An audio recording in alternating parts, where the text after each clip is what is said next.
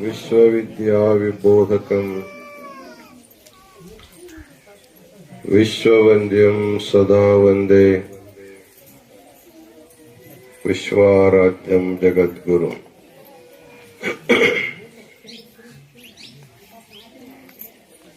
ಆಸ್ತಿಕಟ್ಟಿ ಗ್ರಾಮದ ಹಿರೇಮಠದ ಲಿಂಗೈಕ್ಯ ವೀರಯ್ಯ ಸ್ವಾಮಿ, ಶ್ರೀಮತಿ ಅನಸೂಯಮ್ಮ ಇವರ ಸ್ಮರಣಾರ್ಥವಾಗಿ ಹಿರೇಮಠದ ಅವರ ಮಕ್ಕಳು ಮೊಮ್ಮಕ್ಕಳ ಪರವಾಗಿ ಸಮಸ್ತ ಗ್ರಾಮದ ಕಲ್ಯಾಣಕ್ಕಾಗಿ ಹಮ್ಮಿಕೊಂಡಿರುವ ಕಾಶಿ ಜಗದ್ಗುರುವರ ಪುರಪ್ರವೇಶ, ಪಾದಪೂಜೆ, ತುಲಾಭಾರ ಸಮಾರಂಭದ ಈ ಮಂಗಲ ಧರ್ಮ ವೇದಿಕೆಯ ಮೇಲೆ ಉಪಸ್ಥಿತರಿರುವ ಬಿಸನಹಳ್ಳಿ ಗುರುಕುಲದ ಪ್ರಾಧ್ಯಾಪಕರಾದ ವೇದಮೂರ್ತಿ ಪಂಡಿತ ಮಲ್ಲಿಕಾರ್ಜುನ ಶಾಸ್ತ್ರಿಯವರೇ, ಕಾಶಿ ವಿಶ್ವಾರಾಧ್ಯ ಗುರುಕುಲದ ವೇದ ಪಾಠಶಾಲೆಯ ಪ್ರಾಧ್ಯಾಪಕರು ಹಾಗೂ ದೇವರ ಪ್ರಧಾನ ಅರ್ಚಕರಾದ ವೇದಮೂರ್ತಿ ಶಿವಮೂರ್ತಿ ಹಿರೇಮಠರವರೇ, ಸಮಸ್ತ ಹಿರೇಮಠ ಬಂಧುಗಳವರೇ, ಜಗದ್ಗುರುವರ ಪುರಪ್ರವೇಶ ಸಮಾರಂಭದಲ್ಲಿ ಅತ್ಯಂತ ಭಕ್ತಿಯಿಂದ ಸ್ವಾಗತ ಮಾಡಿರುವ ಆಸ್ತಿಕಟ್ಟಿ ಗ್ರಾಮದ ಹಾಗೂ ತಾಂಡೆಯ ಸಮಸ್ತ ಸದ್ಭಕ್ತರೇ, ಬಿಸನಹಳ್ಳಿ ಪಾಠಶಾಲೆ ಎಲ್ಲ ವಿದ್ಯಾರ್ಥಿಗಳೇ ಹಾಗೂ ತಾಯಂದಿರೇ,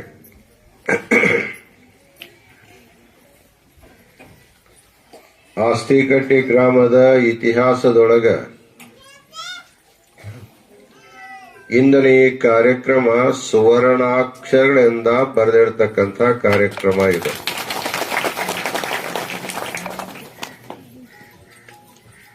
ಪಂಚಪೀಠದ ಜಗದ್ಗುರುವರನ್ನ ನಮ್ಮ ಗ್ರಾಮಕ್ಕ ನಮ್ಮ ಮನೆಗೆ ಬರಮಾಡಿಕೊಳ್ಳೋದು ಅಷ್ಟೊಂದು ಸುಲಭದ ಮಾತೇನಲ್ಲ ಇದು. ಆದ್ರೂ ನಿಮಗ್ ಬಹಳ ಸುಲಭ ಆಯ್ತು. ಯಾಕ ಅಂತ ಕೇಳಿದ್ರೆ, ಹಿರೇಮಠದ ಪರಿವಾರದವರು ಮಾಡಿರ್ತಕ್ಕಂತ ಗುರು ಸೇವೆಯ ಫಲವಾಗಿ ನಿಮಗೆಲ್ಲ ಸುಲಭವಾಗಿ ದೊರೆತಿದೆ. 2500 ಕಿಲೋಮೀಟರ್ ದೂರದಲ್ಲಿರ್ತಕ್ಕಂಥ ಕಾಶಿ ಜಗದ್ಗುರುವರು ಇವತ್ತು ಬಹಳ ಆನಂದವಾಗಿ ನಿಮ್ಮ ಗ್ರಾಮಕ್ಕೆ ಪ್ರವೇಶ ಮಾಡಿದ್ದಾರೆ. ನಿಮ್ಮ ಭಕ್ತಿಯನ್ನು ನೋಡಿ ಬಹಳ ಆನಂದ ಪಟ್ಟು ನಿಮಗೆಲ್ಲ ಮಂಗಲ ಆಶೀರ್ವಾದವನ್ನ ದಯಪಾಲಿಸ್ತಾ ಇದ್ದಾರೆ. ಪಾದಾಗ್ರ ರೇಣವೋ ಯತ್ರ ಪತಂತಿ ಶಿವಯೋಗಿನಾಂ ತದೇವ ಸದನಂ ಪುಣ್ಯಂ ಪಾವನಂ ಗೃಹಮೇದಿನಾಂ. ಶ್ರೀ ಸಿದ್ಧಾಂತ ಶಿಖಾಮಣಿಯೊಳಗ ಗುರುವಿನ ಪಾದದ ಮಹಿಮೆಯನ್ನು ಬಹಳ ಸುಂದರವಾಗಿ ಹೇಳಿದ್ದಾರೆ.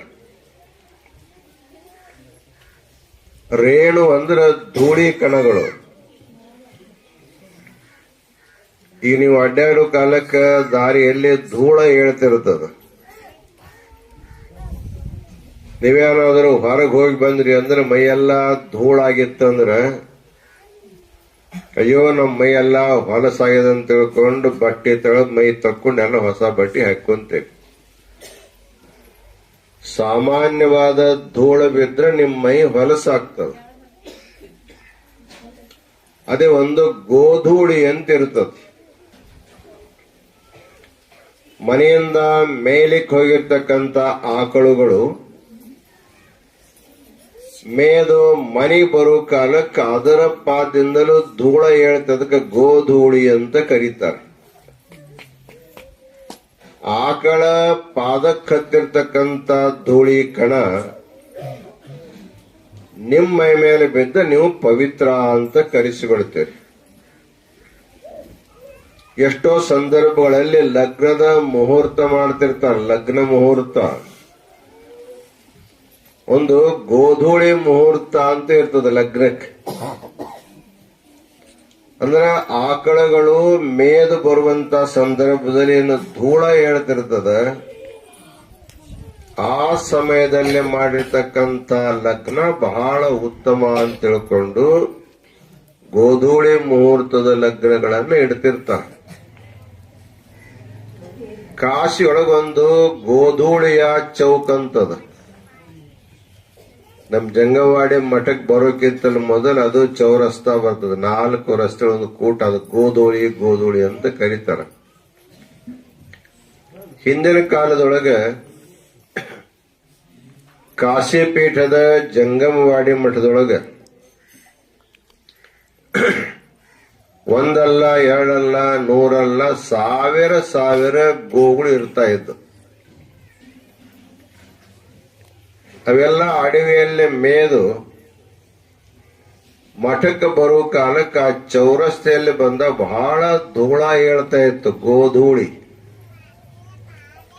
ಅಂತ ತಿಳ್ಕೊಂಡು ಆ ಚೌರಸ್ತೆಗೆ ಗೋಧೂಳಿಯ ಚೌಕ್ ಅಂತ ಕರ್ಕೊಂಡ್ ಬಂದಾರ.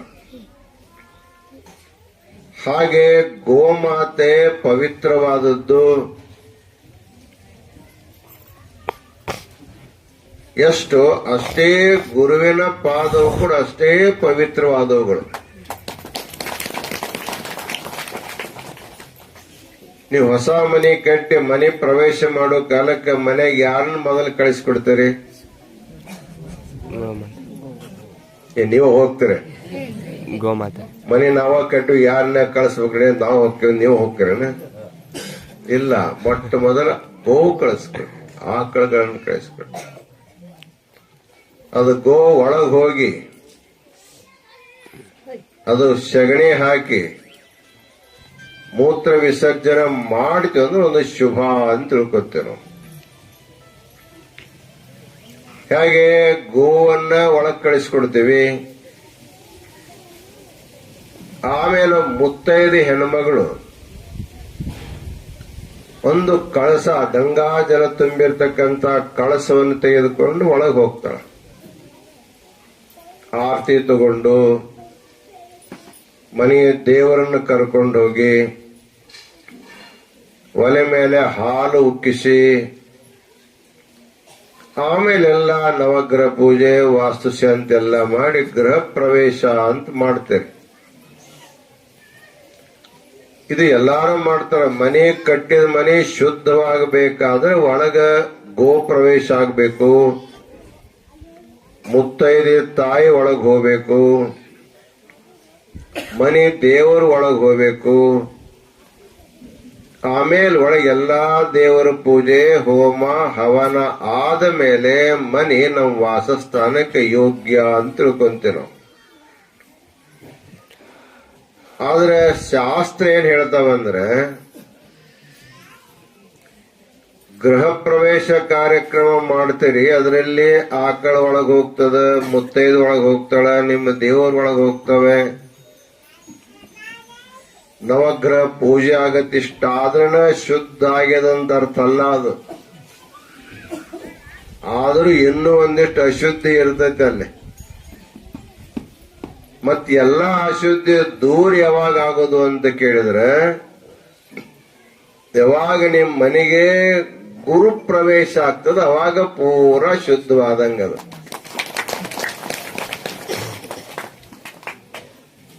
ಗುರುಗಳು ಬಾರದೇ ಇದ್ರು ಕೂಡ ಗುರುವಿನ ಪಾದ ಧೂಳಿ ಅಂತ ಇರ್ತದಲ್ಲ, ಪಾದ ಧೂಳಿ ಸಾಮಾನ್ಯವಾಗಿ ನಮ್ಮ ಗ್ರಾಮಾಂತರ ಪ್ರದೇಶದೊಳಗ ಏನಾದರೂ ಹಬ್ಬ ಹರಿದನ ಇದ್ದಾಗ ಜಂಗಮರನ್ನು ಮನೆಗ್ ಕರೀತೀರಿ. ಕರೆದು ಅವರ ಪಾದವನ್ನ ತೊಳೆದು ಆ ಧೂಳ ಪಾದೋದಕವನ್ನ ಏನ್ ಮಾಡ್ತೀರಿ, ಮನೆಗೆಲ್ಲ ಸಿಂಪಡಿಸ್ತೀರಿ, ಹೌದಿಲ್ಲ? ಹಾಗೆ ನಮ್ಮ ಮನೆಗೆ ಸಾಕ್ಷಾತ್ ಗುರುಗಳೇ ಬಾರದೆ ಇದ್ರು ಕೂಡ ಗುರುವಿನ ಪಾದ ತೊಳೆದಿರ್ತಕ್ಕಂಥ ಧೂಳ ಪಾದೋದಕವನ್ನು ಕೂಡ ನಮ್ಮ ಮನೆಯಲ್ಲಿ ಸಿಂಪಡಿಸಿದರೆ ನಮ್ಮ ಮನೆ ಶುದ್ಧ ಅಂತ ಕರೀತಾರೆ. ಅದಕ್ಕೆ ಹೇಳಿದ್ರು, ಪಾದಾಗ್ರ ರೇಣವು ಯತ್ರ ಪತಂತೆ ಶಿವಯೋಗಿನ ತದೇವ ಸದನಂ ಪುಣ್ಯಂ ಪಾವನಂ ಗೃಹಮೇದಿನ. ಗೃಹಸ್ಥರ ಮನೆ ಪರಿಪೂರ್ಣವಾಗಿ ಶುದ್ಧವಾಗಬೇಕು ಅಂದ್ರೆ ಗುರುವಿನ ಪಾದ ಧೂಳಿ ಮನೆಗೆಲ್ಲ ಹಚ್ಚಬೇಕು ಅಂತ. ಇವತ್ತು ಈ ಗ್ರಾಮದ ಹಿರೇಮಠಸ್ಥರು ಕೇವಲ ತಮ್ಮ ಮನೆ ಶುದ್ಧ ಮಾಡ್ಕೊಂಡು ಬರಕಟ್ಟ ಗುರು ಕರ್ಕೊಂಡ್ ಬಂದಿಲ್ಲ. ಈ ಊರಿರ್ಬೋದು, ಸುತ್ತಮುತ್ತಲಿನ ಊರಿರ್ಬೋದು, ತಾಂಡ ಇರ್ಬೋದು, ಈ ಭಾಗದ ಎಲ್ಲರ ಮನೆಗಳು ಶುದ್ಧವಾಗ್ಬೇಕಂತ ತಿಳ್ಕೊಂಡು ಇವತ್ತ ಗುರುಗಳನ್ನ ಕರ್ಕೊಂಡು ಬಂದು ಪಾದ ಪೂಜೆ ಮಾಡಿದ್ದಾರೆ. ನಿಮ್ಗೆಲ್ಲರಿಗೂ ಧೂಳ ಪಾದೋದಕವನ್ನು ಕೊಡ್ತಾರೆ. ಇದೆಲ್ಲ ಮುಗಿದ್ಮೇಲೆ ಮತ್ತೀಗ ಗಾಡಿ ಎತ್ತು ಬಂದಿರಿ. ನಿಮ್ಗೆಲ್ಲರಿಗೂ ಕೊಡ್ತಾರೆ.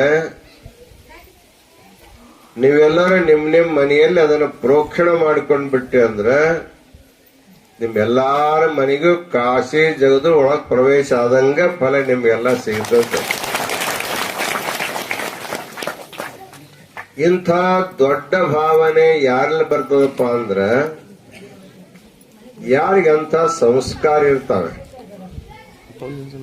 ಎಲ್ಲರೂ ಸರ್ವೇ ಭವಂತು ಸುಖಿನಃ ಸರ್ವೇ ಸಂತು ನಿರಾಮಯಾಃ ಸರ್ವೇ ಭದ್ರಾಣಿ ಪಶ್ಯಂತು ಮಾ ಕಶ್ಚಿತ್ ದುಃಖ ಭಾಗ್ ಭವೇತ್. ಊರಿನ ಎಲ್ಲ ವರ್ಗದ, ಎಲ್ಲ ಜಾತಿಯ, ಎಲ್ಲ ಧರ್ಮದವರನ್ನ ಕಲ್ಯಾಣ ಬಯಸುವಂತವ್ರು ಯಾರಪ್ಪ ಅಂದ್ರೆ ಊರಿನ ಹಿರೇಮಠದವರು. ಯಾಕಂದ್ರೆ ಅವ್ರ ಮೇಲೆ ನಿಮ್ಮದ್ ಭಕ್ತಿ ಇರುತ್ತದೆ. ನಿಮ್ಮ ಮನೆಯಲ್ಲಿ ಹಬ್ಬ ಹುಣ್ಣಿಮೆ ಆದ್ರೆ ನಿಮ್ ಮಕ್ಕಳಿಗೆ ಉಡ್ಸಂಗಿಲ್ಲ, ಮೊದಲ ಜಂಗಮರಿಗೆ ಊಟ ಮಾಡಿಸ್ತೀರಿ. ನಿಮ್ ಹೊಲದಲ್ಲಿ ಏನಾದ್ರೂ ಪೀಕ್ ಬೆಳೀತಂದ್ರೆ ಮೊದಲ ಮಠಕ್ಕೆ ತಂದು ಕೊಡ್ತೀರಿ. ಅಂದ್ರೆ ನೀವು ಉಣ್ಣೋದಕ್ಕಿಂತಲೂ ಮೊದಲ, ನೀವು ಉಡೋದಕ್ಕಿಂತಲೂ ಮೊದಲೇ ನೀವು ನಿಮ್ ಮಠದ, ನಿಮ್ ಊರಿನ ಹಿರೇಮಠಸ್ಥ ಜಂಗಮ ನೀವು ಕೊಡ್ತೀರಿ ಅಂತ ತಿಳ್ಕೊಂಡು ನಿಮ್ಮನಿಗೆ ಕಲ್ಯಾಣ ಮಾಡತಕ್ಕಂತ ಭಾವನೆ ಅವರಲ್ಲಿ ಇರೋಣದು. ಹಿಂಗ ಪರಸ್ಪರವಾಗಿ ಮಠದ ಸ್ವಾಮಿಗಳು, ಗ್ರಾಮದ ಸದ್ಭಕ್ತರು ಅನ್ಯೋನ್ಯವಾಗಿರೋಣದ್ರಿಂದ ಊರು ಯಾವಾಗಲೂ ಸುಖವಾಗಿ, ಶಾಂತವಾಗಿ, ಸಮಾಧಾನ ಇರಲಿಕ್ಕೆ ಸಾಧ್ಯವಾಗ್ತದೆ. ಇವತ್ತು ನಮ್ಮ ಶಿವಮೂರ್ತಿ ಹಿರೇಮಠ ಇದೇ ಊರಿನ ಮಗ. ಈಗ ಬರ ನಿಮ್ ಊರಿನ ಮಗ ಆಗಿಲ್ಲವ, ಅವ ಜಗತ್ತಿಗೆ ಮಗ ಆಗಿಬಿಟ್ಟಾನೆ. ಯಾಕಂದ್ರೆ ಜಗದ್ಗುರು ಸೇವೆ ಮಾಡ್ತಾನಲ್ಲ, ಅದರ ಸಲುವಾಗಿ. ಯಾಕೆ ಹಿಂಗಾಕೈತಿ?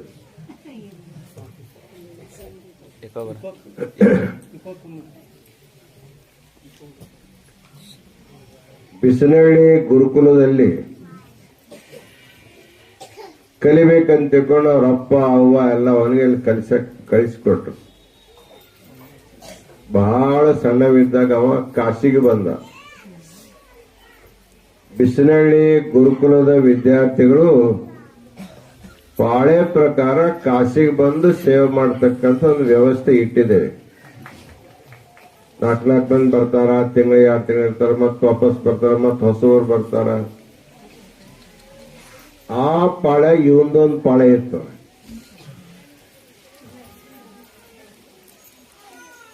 ಇವನು ಬಂದ ಅಲ್ಲಿ ಸೇವಾರ ಮಾಡೋ ಜೊತೆಗೆ ಕಲಿತಾ ಇದ್ದ.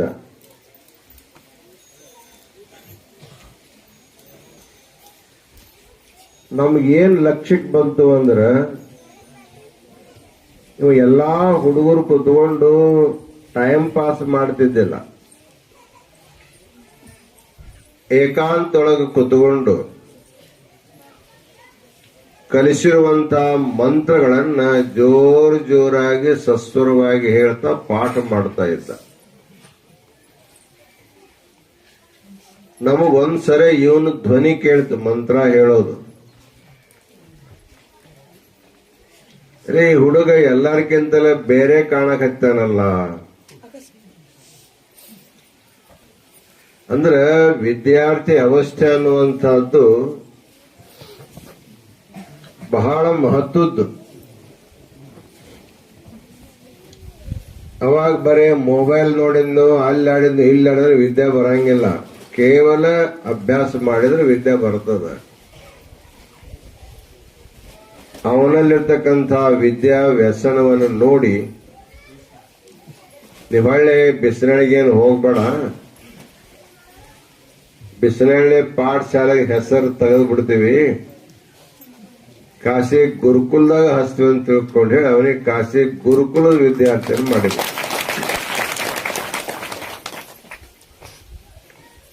ಅಲ್ಲಿರ್ತಕ್ಕಂಥ ಮಲ್ಲಿಕಾರ್ಜುನ ಶಾಸ್ತ್ರದಿಂದ ಅವ ಕಲಿತಾ ಕಲಿತಾ ಕಲಿತಾ ಎಷ್ಟು ಶಾಣೆ ಆದ ಅಂದ್ರ ಅವನು ಕಲಿಸುವಷ್ಟು ಯೋಗ್ಯತೆಯನ್ನು ಪಡ್ಕೊಂಡ್ಬಿಟ್ಟ.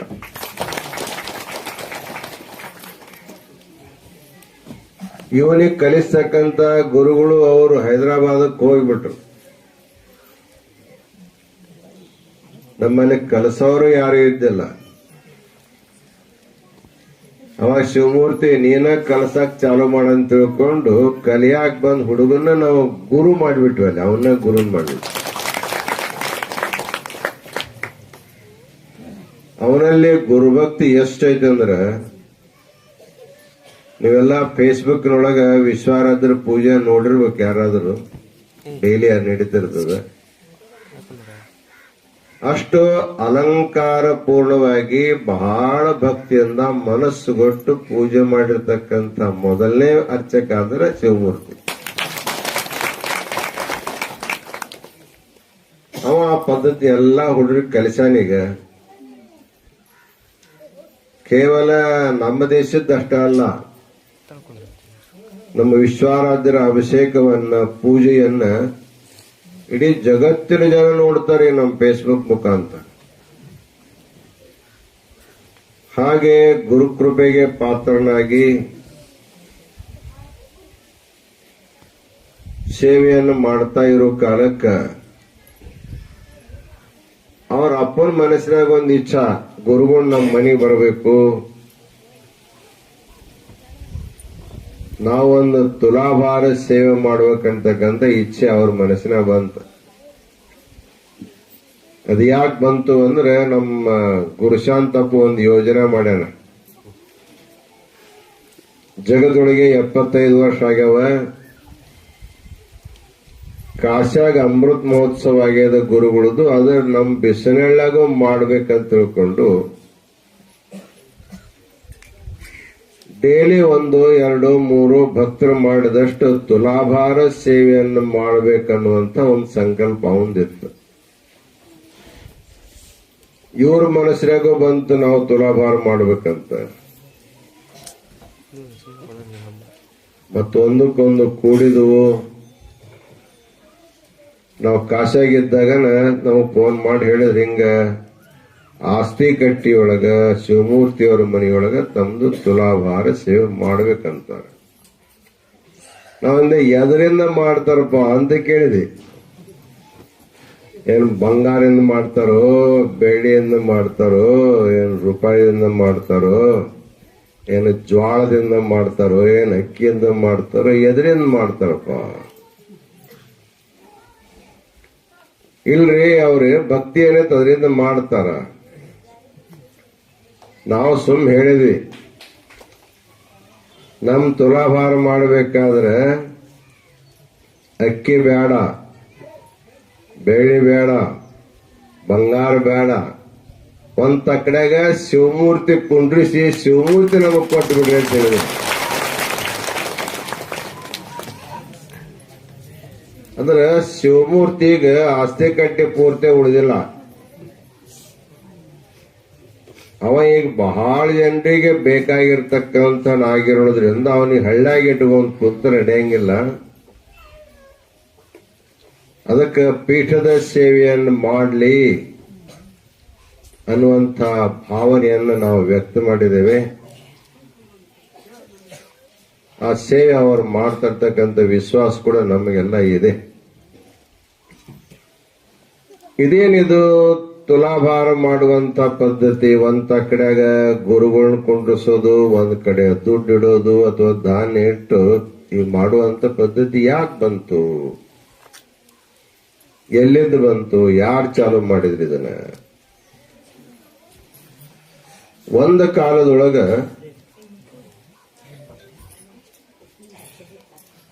ಬ್ರಹ್ಮನ ಮನಸ್ಸಿನಾಗ ಬಂತು. ಬ್ರಹ್ಮನ ಮನಸ್ಸಿನಾಗ ಫಸ್ಟ್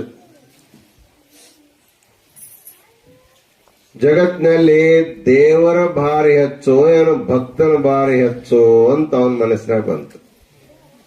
ಅಂದ್ರೆ ದೇವರು ದೊಡ್ಡವನು, ದೇವರು ಪೂಜೆ ಮಾಡೋ ಭಕ್ತ ದೊಡ್ಡವನು.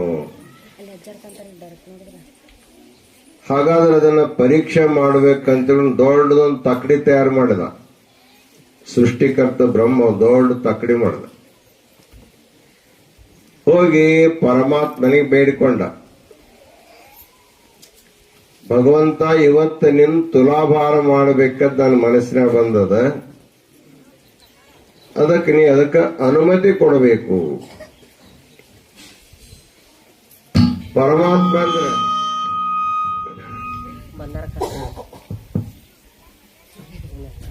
ಹಸುವಾಗ್ಯದನಪ್ಪ ಅದಕ್ಕೆ.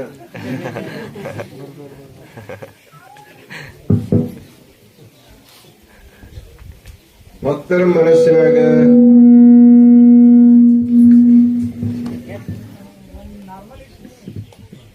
ಮನಸ್ಸಿನೊಳಗ ಅಪೇಕ್ಷೆ ಆದ್ರೆ, ಇಚ್ಛಾ ಬಂದ್ರ ದೇವರಿಗಾಗಲಿ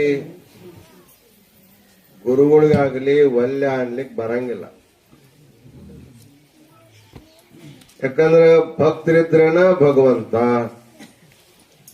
ಶಿಷ್ಯರಿದ್ರನ ಗುರುಗಳು. ಮತ್ತ ಭಕ್ತರ ಮನಸ್ಸಿನ ಬಂದ್ರೆ ಭಗವಂತ ವಾಲ್ಯ ಅಂದ್ರೆ ನಾಳೆ ಎಲ್ಲ ಬರೋದು ಬಿಟ್ಟು ಮುಂದೆ ಭಗವಂತನ ಹತ್ರ ಯಾರು ಬರ್ತಾರೆ?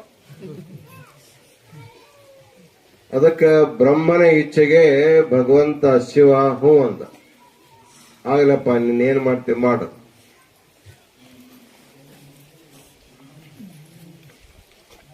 ಅವ ಏನ್ ಮಾಡ್ದ? ಒಂದು ತಕ್ಕಡೆಯಲ್ಲಿ ಭಕ್ತನ ಕುಂಡ್ರಿಸಿದ. ಭಗವಂತನ ಮೇಲೆ ಅನನ್ಯವಾದ ಭಕ್ತನ ಕುಂಡ್ರಿಸಿದ. ಇನ್ನೊಂದು ತಕ್ಕಡಿಯೊಳಗ ಕೈಲಾಸ ಪರ್ವತವನ್ನು ಇಟ್ಟ. ನೋಡದ್ ಪರ್ವತ. ಆದರೂ ಭಕ್ತರ ಪಳ್ಳಿ ಕೆಳಗೆ ಇತ್ತು, ಮೇಲೆ ಹೇಳಿಲ್ಲ.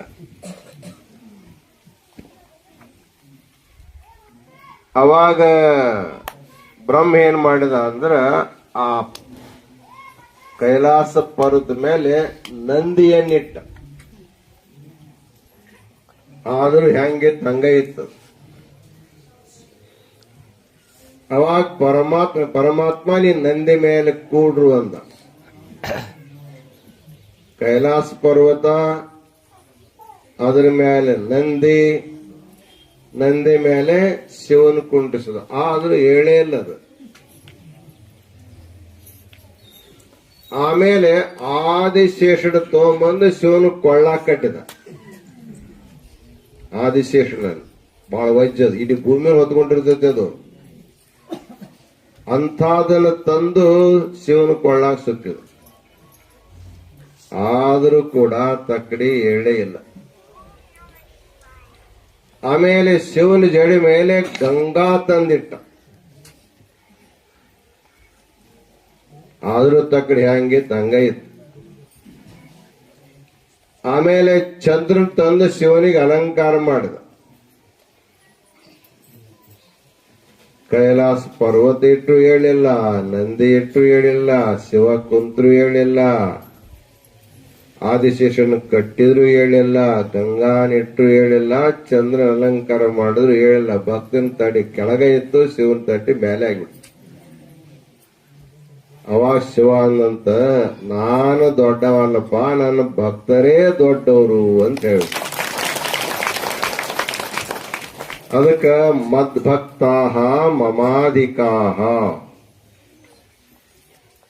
ನನ್ನ ಭಕ್ತರು ನನಗಿಂತಲೂ ದೊಡ್ಡವರು ಅಂತ ಹೇಳಿದ.